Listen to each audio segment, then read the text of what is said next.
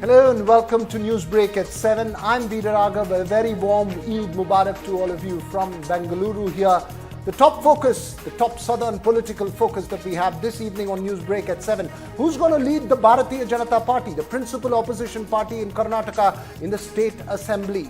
Well, remember, the Karnataka Assembly's first session of the newly elected Karnataka Assembly will start on Monday, and the BJP is yet to zero in on who will be the leader of opposition.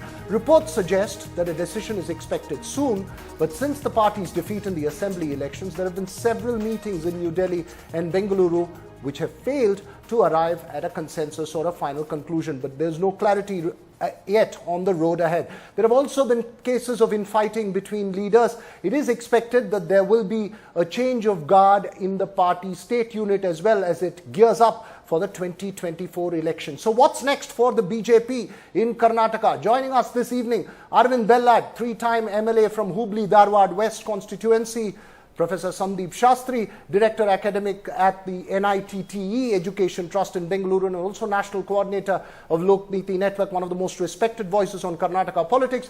NDTV's Akhilesh Sharma, who tracks the BJP very closely, he joins us from New Delhi. My first question to you, Arvind, what's really been the sticking point within the party? Give us some insight into the conversations that are happening within on who's going to be the leader of opposition in Karnataka, as well as whether there's going to be a change of guard in the party state unit. See, like the 3rd of July, our parliament, our legislative party assembly session is starting. So naturally, party will have to choose a leader of the opposition before that. And so I'm sure by 1st of July, party will decide who will be the next legislative party leader. Right, but what's been the core of the conversations around? Is there a question of moving forward from the old legacy? Is there some clarity on what it's going to be like? Is there going to be which caste combination it's going to be? What is going to be the key factors that they're going to look at when they choose the leader of opposition? No, party will naturally look at various aspects. The party will look at the false promises which Congress has made and how the leader of the opposition, how he is going to face it and expose the false promises of Congress. And also, like he'll someone who will be legislative party leader, he'll have to take the whole party along with him, and he'll have to be from the party, very strong party ideology. I'm sure party will look at all these three combinations and take a suitable decision probably by 1st of July, latest by 1st of July. Right, latest by the 1st of July, says Arvind Bellad. Akhilesh, you've tracked the BJP very closely in Delhi. Before I get to Professor Sandeep Shastri, what are you hearing there? What are the key concerns and why has the decision been so delayed? Well, Mr. Ballard is correct that that decision is likely to be taken very soon because the assembly session is beginning on Monday and BJP does not want to be seen without head in the assembly. So of course they have to decide about the LOP as soon as possible, and we have been reporting Veera, that how the BJP leaders have been holding series of meetings. In fact, last night there was a 5 hours long meeting at the Prime Minister's residence, and apart from reshuffle in the cabinet and reshuffle in the organization, some states issues were also discussed, apart being especially about the Karnataka, because BJP knows the importance of Karnataka. BJP just lost Karnataka and party knows that it has to present a credible face before the people of Karnataka. That's why they are taking so much time. And apart from that, of course, there are so many contenders, Veera. That's the reason BJP has not been able to decide about the leader of the opposition in the assembly. We have been told by the sources that the former Chief Minister Mr. Bommai himself wants to become leader of the opposition, and apart from him there are 3-4 more contenders. Among them is of course Basav Gowda Patil Yatnal. He is a senior leader, he is a vocal leader and he is a very aggressive leader, and he is the tallest leader as far as the Lingas are concerned. And apart from him, Ashwath Narayan is also in the contention, R. Ashok is also in contention. So all these leaders are there. And apart from LOP, the BJP has to also decide about the state president. Mr. Nalin Katil's tenure has ended 6 months ago. So now BJP has to finalize not only the LOP but also the state president. So party has to strike a balance as far as the caste is concerned, because there is also name of Shobha Karandalaje, who is a union minister, MOS. Her name is being mentioned as far as the state president is concerned. So if she, being a vocal Linga, is appointed as the president, then somebody from the Lingayat community has to be appointed the LOP. So this is the equation as far as the BJP is concerned. Right. Amongst those probables, remember there are reports that even Arvind Bellad, who's with us on the show, is also one of the probables, but we'll see how that plays out as it goes along. Professor Sandeep Shastri, really, is the BJP ready now? You've heard what Akhilesh as well as Arvind had to say. Move forward from the Yediyurappa legacy, and will that decision on who's going to lead the party, both in the assembly and as well as the party state unit, reflect on what their way forward is as we head into 2024? As Arvindji and Akhilesh have said, I think it's a very complex decision. But I think even though it's a complex decision, it does not warrant any more delay. I think the dilemma for the BJP is choosing a face who does not represent the past government in the state, because the vote this time was clearly a vote against the state government. So would they like to choose someone who is a new face in that sense, who can take on the government and does not have to carry the burden of defending the earlier government? That, I think, will be a crucial factor, especially when it comes to the leader of the opposition. Or would the party play safe and not want to disturb the existing power structure and keep the former chief minister as leader of the opposition? I think all these factors are being weighed by the party as they take their decision. They surely would want somebody non-controversial, especially after what happened in the last 2 days of direct attack by some leaders on other leaders. And as was said by our other two panelists, I think what is also crucial is the presidentship of the state unit of the party. The party would very much like to do a balancing act of castes. Party also would like to do a balancing act of regions. And finally, I think if Mr. Bommai or anybody from the previous government is chosen to the position of leader of the opposition, I think the BJP state president would be somebody who is very different from or who was not involved in any way with the party, with the government of the past. So I think they will make that balancing, one new face and one who continues from the old tradition, the old government, the previous dispensation. So I think and of course, caste balancing, all these have to be done. But I think they would need to do it quickly, because not only is the assembly starting next week, I think the party's preparation for next year's Lok Sabha election would require these people to be in place. You want to take on the government, you need to have a leader of the opposition who will aggressively pursue that.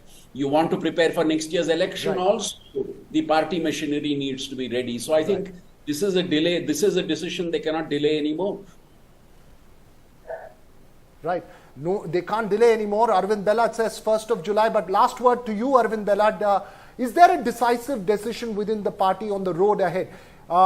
Through the last election campaign, we saw the dichotomy between the old guard versus a new leadership and a new era. We've discussed this several times. Is there clarity in the party on what the road ahead is going to be? Because that would reflect then on the decision on who's going to lead it. Yeah, this election result has been a good lesson to all of us. Probably people have given this kind of result because there are some things which are lacking from our side in the state.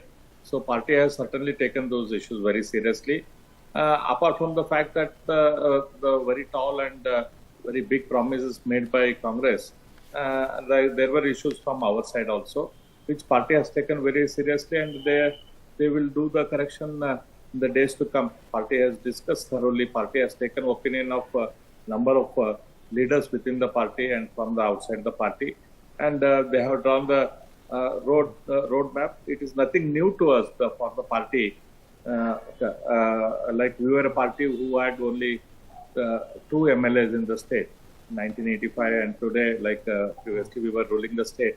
So same was the case in the country, where very few MPs were there, and then party went on to is continuing to rule the country. So it is nothing new to us. We know how to correct, do the course correction, how to come out of situation like this. And losing per se is nothing new to party. Victory is only new to us. So we know how to come out of it. Right. And party has already drawn a roadmap ahead, and they will be rolling it out step by step. Okay. Before I let you go, just a very quick response, Arvind. What about there's been allegations of politics of compromise within. Are we going to see a new era as far as the BJP is concerned in terms of how the party is run in the state? Naturally, certainly, like the issues were raised by various leaders are being observed by the central government and taken very seriously by the central leadership. And all those issues will be considered while taking the new decision. Right.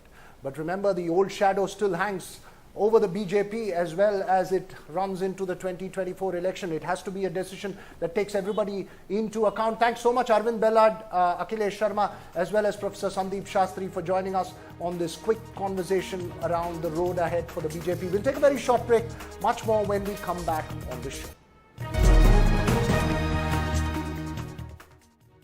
Two indigenous Betta Kumba tribal artisans from the forests of the Western Ghats have received the prestigious Mark Shand Award from the King and Queen of England. Ramesh Maran and Vishnu Vardhan, who belong to the Betta Kumba community, received the award on behalf of over 100 indigenous artisans from the Western Ghats who had crafted life-size elephant models from a highly invasive plant species, Lantana camara. The elephant models were displayed in central parks in London as part of efforts to raise funds for efforts to promote human-wildlife coexistence. The artisans are all part of the Real Elephant Collective, a group in the Nilgiris which has worked on conservation of habitat in the Western Ghats since 2015. Along with them, Oscar winner Kartiki Gonzalez was also given the Thara Award. Joining us now live from London, Ramesh Maran and Vishnu Vardhan. Thank you too for joining us. Ramesh, tell us first, what did you tell the King and Queen of England when you met them? Oh, hi, hello. So yeah, we met the King and Queen, but we didn't get much time to talk to them. But yeah, they already knew about our work. And also we thanked for the award, and also we invited them to visit Mudumalai once, like Mudumalai Tiger Reserve once. Yeah. Okay. What's the message, Ramesh and Vishnu, that you're taking to the world by crafting these model elephants and from the Western Ghats to the rest of the world? What's really the message that you're taking around to the world now? The message is about coexistence, where animal and human beings live peacefully. And we agree with the king that the knowledge of the tribal communities to improve conservation effects are across the world. Is there a lesson that people like me living in the cities have to take from people like you? Is there something you'd like to tell us? Or is this man-animal conflict something that's restricted to the hills of the Western Ghats? What is the message that you'd like to send out to people in the cities like ourselves? In cities, like elephants, like animals like elephants and tigers can't live, but still there are few wildlife in the cities, so we can concentrate more on that and like try to save them also. Tell us a little bit more about the Real Elephant Collective. What inspired you to join it? What has that journey done to you personally, as well as for the larger message that you're trying to send out to the rest of the world? So I work in the Real Elephant Collective for a couple of years, and while we did a research on like Lantana camera, like how much Lantana spread in the wildlife. So we did a research in Mudumalai and adjoint forest, which is Mudumalai, Karnataka, Bandipur and Wayanad also.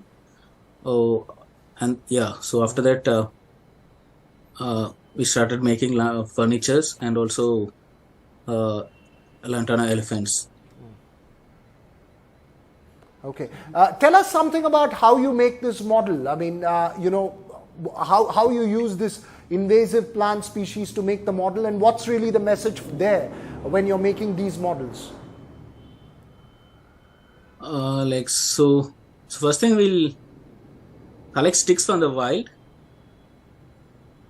and then so there are different groups of communities that it's in a team. So there is a team to collect sticks from the wild, and there is a team to make lantana, and inside the lantana it's like a metal frame which is it's already welded in a shape of elephants. So yeah, so that's the process. And what's the reason you use lantana? Just give us that final understanding for people like me who don't really live in the Western Ghats. What's really the message of making elephants from lantana about? Just explain that in one bit to us. Okay. Lantana are spread all inside the wildlife. So Okay. lantana is not used in many ways. Okay. So the animals will not eat the lantana as much. So there is no use, and it is also a more invasive Okay. weed. So we are collecting that and making the elephants which live nearby. Okay. Okay. So it is the All right. Thank you so much, Vishnu. Sorry, you were saying something? no. Thank you so much, Vishnu and Ramesh. Many congratulations for the award, not just to you, for the entire Real Elephant Collective and over 100 artisans from Tamil Nadu, Karnataka, as well as Kerala who work with you on this. That's all we have time for on this show. We'll catch you again tomorrow. Thanks for watching.